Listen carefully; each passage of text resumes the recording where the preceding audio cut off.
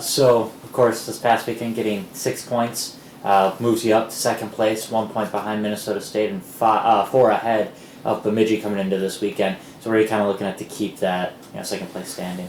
Yeah, we're trying to focus on. I know it sounds cliche, but focus on every day. But obviously, when you get a chance to get 6 points, and you can look at the standings, and you can see that Bemidji State has played 4 less games than we have. So there's gonna be, we have the U.S. development team and we have an off weekend. So there's gonna be a couple of weekends when we don't play.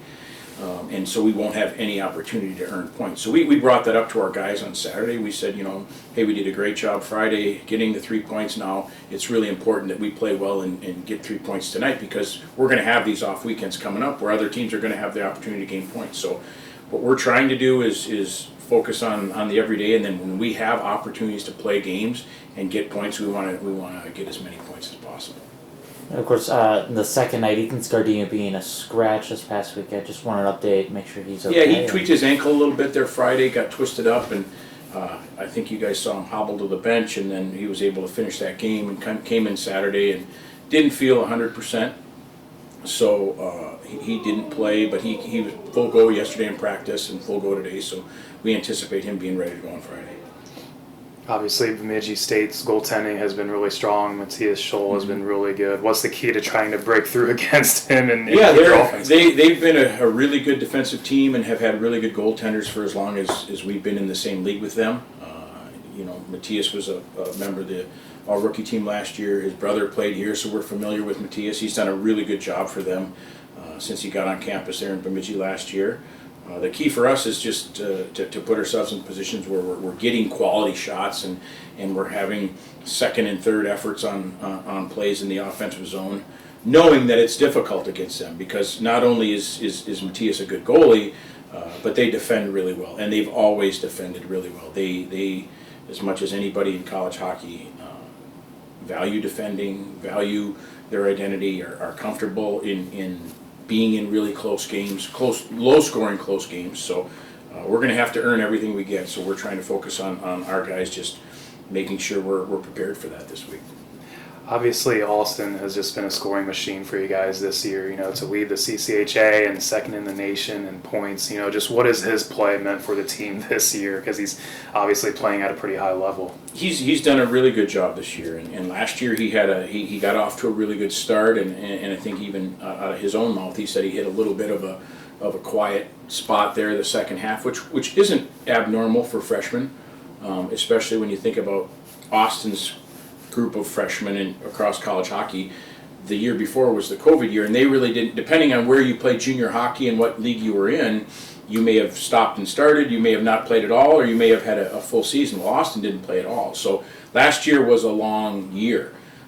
This year, he's a little more comfortable, obviously, as a sophomore, understands the juggling act you have with balancing school and balancing hockey, and he had a good summer. He was here for a lot of the summer working out and put himself in a position to where physically he's prepared for the year. Mentally he understands how the year goes and how difficult it can be and how long it is. And it's fun to see him, go through the maturation process as not only as a player but as a young guy, and to see him understand some of the things he would have liked to done better last year and is working on this year. So it's really, as a coach, it's rewarding to see kids continue to develop. And a lot of times when young guys come in and have success that first year, they think they have it all figured out, and Austin hasn't been that way, and I think it's a credit to him, a credit to the two guys he plays with on a regular basis. Ryan and Chase have done a great job, and then he's doing a really good job on the power play. So real happy for him, and real happy where Austin is at right now.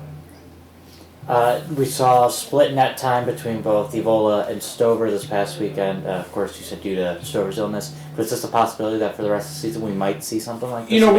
We're trying to take the goaltending day by day, working with them, communicating with them all on a daily basis, making sure they're prepared to play on the weekend. It was nice to see Sal get in there and do a good job, and that didn't surprise anybody that sees him every day. He has a really good daily routine.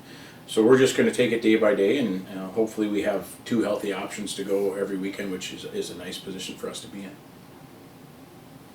How big will be just, long home stretch, trying to cap it off with a couple more wins, especially right here in your backyard. Yep, we've got 10 left, and 6 of them are at home, and this is game 5 and 6 of a 6-game home stretch, which is nice to have. And so we've done a really good job in the first 4 of this homestand, and we need to finish this thing off as best we can, because again we're getting down to few league games left. Every time you play, it's one less, and next thing you know, we'll be in single digits in terms of league games left, and the playoffs will be right around the corner. So yeah, for us to continue this momentum at home is a good thing. We know there's going to be a good crowd here. The students are back, and the band will probably be here and stuff. So all those things are positive. We just want to make sure we're playing well enough to give them a reason to get excited and get loud and be into the game.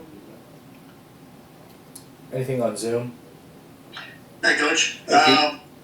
With Bemidji being such a defensive team, how much emphasis are you putting on the transition game against them this weekend, both with and without the puck? Yeah, they're a team that doesn't give you a lot. They don't beat themselves. Not only do they defend really well, but they're very disciplined. They don't take a bunch of penalties. They're one of the least penalized teams in college hockey. So it's a lot of 5-on-5 play. We're trying to, we haven't really talked to the team about Bemidji quite yet. We've talked as a staff, and our like everybody, we want to make sure we try to do the things that we value, but also understand some of the things that Bemidji does. And you're right, they defend well in transition. They defend well in their own end.